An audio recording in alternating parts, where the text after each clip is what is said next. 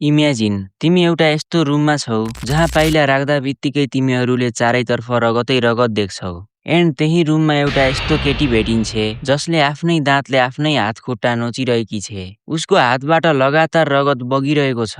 तिमीले केही बुझ्नुभन्दा पहिले नै उसले उठेर तिमीमाथि अट्याक गर्छे। तिमी पछाडि सर्छौ, बट देन यु रियलाइज कि रुम सानो छ। साथसाथै यो केटी कुनै सामान्य केटी होइन। ऊ भित्र केही न केही त सुपर नेचुरल डेमोनिक इनर्जी छ। जे तिमीले इमेजिन गर्यौ नि त्यो कुनै इमेजिनेसन होइन, एउटा रियल लाइफ इन्सिडेन्ट हो जो भएको थियो जर्मनीको एउटा केटीको साथमा।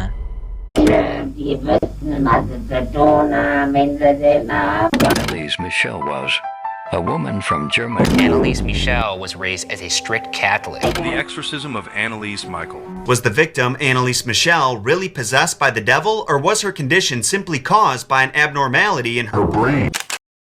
यो केटीको नाम हो Anna Elizabeth Michel, or you can say Anneliese Michel, born in 21 September 1952। And Anneliese एउटा जर्मन केटी थिए जसको जन्म एउटा रोमन क्याथोलिक फ्यामिलीमा भएको थियो। यो फ्यामिली स्ट्रिक्टली क्याथोलिक थियो, तर 1968 मा एनालिज जो 16 वर्षकी टिनेजर थिए उसको साथमा केही यस्तो हुन्छ जो हिस्ट्रीकै one of the most scary paranormal case बन्छ, जसको अराउन्ड एउटा फेमस हरर मुभी पनि बनाइन्छ जसको नाम हो एक्जोर्सिजम अफ एमिली रोज। यदि तिमीहरूले यो मुभी हेरेको छैनौ भने I highly recommend you.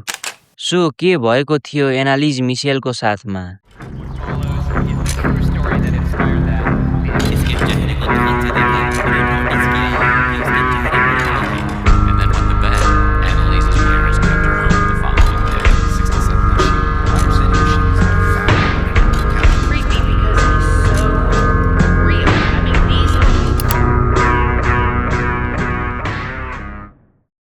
So मैले पहिले नै भने चाहिँ 1968 मा जब एनालिज 16 वर्षकी थिए तब उसलाई एउटा सिजर अट्याक आउँछ र आउने केही वर्ष उसलाई धेरै पटक यी अट्याक आइरहन्छन्। बट 1970 मा जब उसलाई तेस्रो पटक सिजर अट्याक आउँछ उनीहरूलाई लाग्छ केही न केही त गडबड छ र उनीहरूले एनालिजलाई हस्पिटलमा भर्ना गरिदिन्छन् जहाँ डाक्टरहरूले उसको ट्रिटमेन्ट गर्न स्टार्ट गर्छन्। बट मेडिसिनहरू लिएर पनि एनालिज ठीक भइरहेकी थिएन। इनफ्याक्ट उसको कन्डिसन झन बिग्रिरहेको थियो। एनालिजले भन्थे उसले अब प्रत्येक ठाउँहरूमा डेमनहरू देखिरहेकी छे। उसलाई प्रत्येक ठाउँहरूमा डेमोनिक फेसहरू नजर आइरहेका थिए, भयानक नङले कोतरेका अनुहारहरू। यो मोडमा उसको भोक पनि जनावर जस्तै एक्सट्रिम भइसकेको थियो। उसले भुइँमा भएको हरेक कुरा टिपेर खान थाल्छे, इन्सेक्ट्स, स्पाइडर्स, कोइला र खरानी समेत उसले खान थाल्छे। र यो कुरा त तब एक्सट्रिम हुन थाल्यो जब उसले आफ्नै युरिन पिउन सुरु गरी। अब उसले झनै स्ट्रेन्ज बिहेभ गर्न थालेकी थिए, मानव उसलाई अरूले नै कन्ट्रोल गर्दै होस्। एनालिजको प्यारेन्ट्सले त यो पनि रिपोर्ट गरेका थिए कि उसले टेबल मुनि लुकेर एउटा कुनामा बसेर चुपचाप मरेका चराहरूको टाउको खाने गर्थे। यो कतिसम्म होरिफाइङ थियो होला। अब एनालिजलाई रगतसँग एउटा अचम्मको लगाव बसिसकेको थियो, यतिसम्म कि उसले आफ्नै शरीरलाई आफ्नै नङले कोतरेर घाउ बनाउने गर्थे। मानव ऊ आफ्नै रगत देखेर खुसी हुन्थे र जब घाउबाट रगत आउँथ्यो तब उसले त्यो रगत आफै चाट्न थाल्थे। यो कुरा सुनेर डाक्टर्सले उसलाई अर्को नयाँ ड्रग्स दिन स्टार्ट गर्छन्, बट त्यो युज गर्दा पनि एनालिजको कन्डिसन सेम नै थियो। इनफ्याक्ट कन्डिसन झन बिग्रिरहेको थियो। 1973 सम्म आइपुग्दा अब एनालिजले यो कम्प्लेन गर्न थाल्छ कि उसले आफ्नो कानमा खुसुर फुसुर गरेको आवाजहरू सुनिरहेकी छे जसले उसलाई भनिरहेका छन् कि उसको आत्मा नर्कमा सड्नेछ। यसपछि एनालिजलाई औषधिहरूबाट विश्वास हट्छ। उसलाई यी मेडिसिनहरूले केही पनि असर गरिरहेका छैनन् भन्ने लाग्छ। एन्ड अहिले जब पनि कसैले एनालिजको बारेमा कुरा गर्छ उसले एउटै कुरा भन्छ कि यदि उसले आफ्नो मेडिसिन कन्टिन्यू गरिरहेको भए सायद ऊ ठीक हुन्थे। तर इन रियालिटी एनालिजले 5 वर्षसम्म मेडिकल ट्रिटमेन्ट गरेकी थिए, तर ती मेडिसिनले कुनै पनि हेल्प गरिरहेको थिएनन्। हाउएभर पछि गएर उसलाई क्रुसिफिक्सबाट पनि एकदमै डर लाग्न थाल्यो र उसले पवित्र कुराहरूलाई पनि आफ्नो नजिक सहन सक्दैनथे। एक पटक मिसेल आफ्नो फ्यामिली फ्रेन्डलाई भिजिट गर्न जान्छे एउटा क्रिस्चियन ग्यादरिङमा। त्यहाँ गएपछि उनीहरूले एनालिजलाई भन्छन् कि एनालिज खासमा डेमोनिक पोजेसनबाट गुज्रिरहेकी छे, किनकि त्यहाँ गएर एनालिजले अगाडि भएको क्रुसिफिक्स पनि क्रस गर्न सकिरहेकी थिएन। एन्ड त्यहाँ दिएको होली वाटर पनि उसले पिउन सकिरहेको थिएन। एन्ड त्यहाँ जोसेफको family priest father Ernst Alt पनि थिए। एनालिजलाई त्यहाँ त्यो कन्डिसनमा देखेर फादर अल्टले एउटा कुरा भनेका थिए। She was unable to enter the shrine. She approached it with the greatest hesitation. She looked at the people who were kneeling in the area surrounding the little garden, and it seemed to her that front again. She had to avert her glance from the picture of Christ. She made it several times to the garden, but could not get past it. She also noted that she could no longer look at the medals and pictures of the saints, sparkled so immensely that she could no longer stand it. यो सबै पछि एनालिजको family convince हुन्छन् कि उनको छोरी demonic पोजेसनबाट गुज्रिरहेकी छे, तर Presley एक्जर्सिजम गर्नबाट अस्वीकार गर्छन्। उनले भन्छन् एनालिजको मेडिकल ट्रिटमेन्ट कन्टिन्यू राख, बिकज एक्जर्सिजम गर्नको लागि आर्च बिशपबाट पर्मिसन लिनुपर्छ, तर फादर्सले पर्मिसन पाइरहेका छैनन्। यो कारणले एनालिजको कन्डिसन झनै बिग्रन थाल्छ। अब उसले आफूलाई नै हर्ट गर्न सुरु गरेकी थिए। ऊ जमिनमा बसेर आफ्नै पिसाब चाट्ने गर्थी एन्ड उसले भित्तो मुखले टोक्ने कोसिस गर्थी, जसकारण उसको धेरै दाँतहरू खसेका थिए। हाउएभर 1973 मा एनालिजलाई एन्टिसिजर ड्रग्स र मुड स्टेबलाइजर दिन स्टार्ट गरियो एन्ड एनालिजलाई एन्टिसाइकोटिक ड्रग्स पनि दिइरहेको थियो, तर त्यसको पनि ऊमाथि केही असर भइरहेको थिएन। उसको कन्डिसन झन खराब नै हुँदै गयो। पछि गएर उसले एकदमै रिसमा चिच्याउन स्टार्ट गरी र यो भन्न थाली कि अब उसलाई डेमन फेसहरू होइन, एक्चुअल डेमन नै देखिन थालेका थिए। बट एनीवे 1975 मा एनालिजले फादर अल्टलाई एउटा लेटर लेख्छे जसमा लेखिएको थियो, I'm nothing. Everything about me is vanity. What should I do? I have to improve. You pray for me. र उसले अझै अर्को कुरा भन्छे, I want to suffer for others, but this is so cruel. Then September 1975 bishop Josef स्ट्रेङ्गरले एनालिजको exorcism गर्नको लागि पर्मिसन दिइसकेका थिए। यसपछि एनालिजको एक्जर्सिजम गर्नको लागि फादर एर्नोल्ड रेन्ज आउँछन्। सेप्टेम्बर 24, 1975 फादर रेन्जले फर्स्ट टाइम एनालिज माथि एक्जर्सिजम गर्छन् एन्ड जब एक्जर्सिजम चलिरहेको थियो तब पनि ऊ एन्टिसाइकोटिक ड्रग्सको युजमा थिए, बट स्टिल उसको कुनै पनि इम्प्रुभमेन्ट भइरहेको थिएन। त्यसैले एनालिजको पेरेन्ट्सहरूले पछि गएर डक्टर्सको हेल्प लिन बन्द गरिदिए, बिकज उनीहरूले कम्प्लिटली एनालिजलाई हेल्प गरिरहेका थिएनन्। बट एक्जर्सिजमले पनि एनालिज माथि कुनै असर भइरहेको थिएन। ऊ माथि 67 भन्दा बढी एक्जर्सिजम पर्फर्म गरिएको थियो। 1975 देखि 1976 सम्म हरेक एक्जर्सिजम हप्तामा 2 पटक पर्फर्म हुन्थ्यो, टोटल 4 घण्टासम्म, र त्यसै मध्ये एउटा एक्जर्सिजमको रेकर्डिङ आज पनि इन्टरनेटमा अभाइलेबल छ। Ich verspreche dazu, dass ich in dem Wald drin bin. Ich trag die Idiotenhase noch so lang, bis es lebt wird. So blöde Leute. Für uns gibt's kein Zurück. Sie in alle Ewigkeit.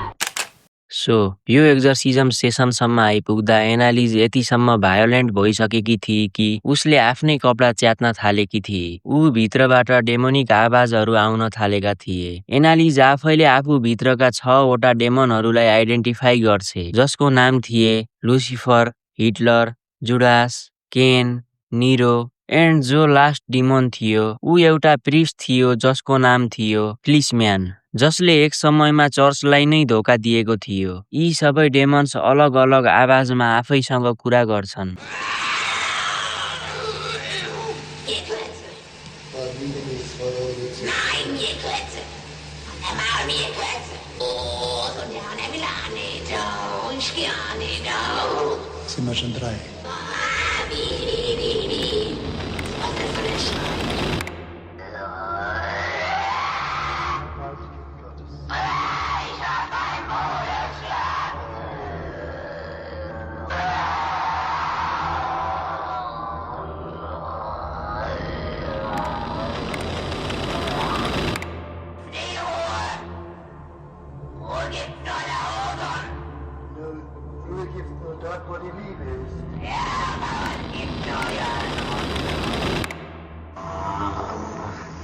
Die müssen in eigenen Seminaren ausgebildet werden, die dürfen nicht auf die anderen Universitäten.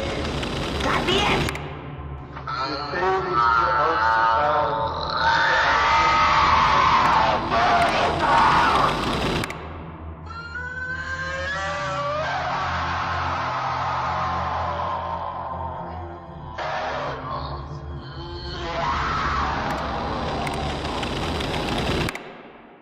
ती सबै डेमन्सले फादरलाई झुक्काइरहेका थिए कि यो एक्जर्सिजमले काम गरिरहेको छ। फादरहरूले पनि confuse भएर डेमन्स गए भनेर डिक्लेयर गरिदिएका थिए। केही छिनको शान्ति पाउन नपाउँदै एनालिज हल्का मुस्कुराउँछे र ऊ भित्रबाट एउटा व्यक्ति बेसरी चिच्याउँछ, आई विल रिटर्न। त्यसपछि सबै डेमन्सको आवाज एकैसाथ आउँछ, Nobody can drive us out.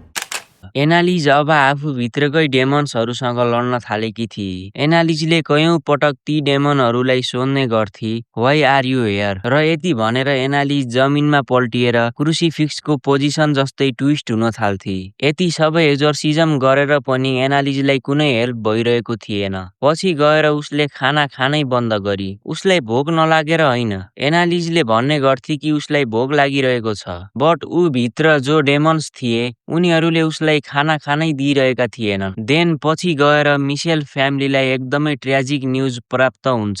1 जुलाई 1976 मा एनालिजको डेथ हुन्छ आफ्नै रुममा र मर्नुको रिजन न्युट्रिसनको कमी र डिहाइड्रेसन थियो, किनकि एनालिजले अलमोस्ट 1 वर्षसम्म राम्ररी खाना खाएकी थिइन र जब ऊ मरी उसको डेड बडीको वेट जम्मा 30 केजी थियो। ऊ मात्र एउटा हड्डीको ढाँचा जस्तो थिए। एज यु क्यान सी उसको बडी वर्स्ट कन्डिसनमा थियो। उसले आफ्ना सबै दाँतहरू भाँचेकी थिए। उसलाई धेरै चोटहरू लागेका थिए र खाना नखानाले ती चोटहरू ठिक पनि भइरहेका थिए। त्यसमाथि उसको दुवै खुट्टाहरू पुरै इन्जर्ड भएका थिए कन्स्ट्यान्टली जेनुफ्लेक्सन पर्फर्म गरेकोले। जेनुफ्लेक्सन एउटा यस्तो एक्सन हो जसमा व्यक्तिले एउटा घोडाले टेकेर प्रेयर गर्छ र एनालिजको केसमा त उसले यो प्रत्येक दिन अनकन्ट्रोल भएर गर्ने गर्थी, लगभग 500 देखि 600 पटक। यो रिजनले उसको दुईटै घुँडाको छालाहरू पनि छिल्लेका थिए, भित्रको हड्डीहरू देखिन्थे एन्ड उसको चिक बोन्समा सधैँ फ्रेश घाउहरू हुन्थे, मानव उसले सधैँ आफूलाई चोट पुर्याइरहेकी थिए। उसलाई धेरै रोगहरू लागेका थिए, ऊ भित्र डेमन्स होउन् या नहोउन्, बट यो one of the worst way हो मर्नको लागि। यो थियो एनालिज मिसेलको केस, जसमाथि 10 महिनाभित्र 67 एक्जर्सिजम पर्फर्म गरिएको थियो, जबकि उसलाई सानैदेखि एपिलेप्सी थियो, जो पछि गएर डाक्टरले पनि डायग्नोस गरेका थिए। तर उसको साथमा जे भयो त्यसले पुरै जर्मनीलाई हल्लाइदियो। एकतर्फ अदालतले एनालिजको प्यारेन्ट्स र प्रिस्टहरूलाई दोषी ठहरायो र अर्कोतर्फ मान्छेहरूले एनालिज साँच्चीकै पोजेस्ट थिए या थिइन भनेर डिबेट सुरु गरे। चर्चमाथि पनि प्रश्न गरियो कि मोडर्न मेडिसिनलाई इग्नोर गरेकाले एनालिजको ज्यान गयो। तर एउटा कुरा यहाँ के डिस्टर्बिङ छ भने इन्टरनेटमा अभाइलेबल ती अडियो रेकर्डिङहरू मध्ये केही यस्ता पनि छन् जसमा एनालिजको आवाज नर्मल ह्युमन जस्तो त कति पनि छैन। त्यो सुनेर यस्तो लाग्छ कि उसको बडी भित्रबाट एक होइन, धेरै मान्छेहरू एकैसाथ चिच्चाइ बोलिरहेका छन्। प्रिस्टहरूले पनि भन्छन् कि एक्जर्सिजमको टाइममा रुमको टेम्परेचर अचानक लो भएको थियो र त्यो टाइममा उनीहरूले आफ्नो घाँटीमा कसैको चिसो औँलाहरू महसुस गरेका थिए। तर होरिफाइङ कुरा त यहाँ के छ भने उसको बडीलाई जब 2 वर्षपछि ग्रेभबाट निकालेर इक्जामिन गरियो तब पनि उसको लास एकदम फ्रेस थियो, जस्तो कि उसलाई हिजै गाडिएको थियो। अकर्डिङ टु साइन्स यो इम्पोसिबल छ। वेल, तिमीहरूलाई के लाग्छ यसको बारेमा? वाज सी रियली पोजेस्ड और सी वाज जस्ट मेन्टली इल? के उसको डेथ एउटा मेडिकल फेलियर थियो? डु कमेन्ट है त।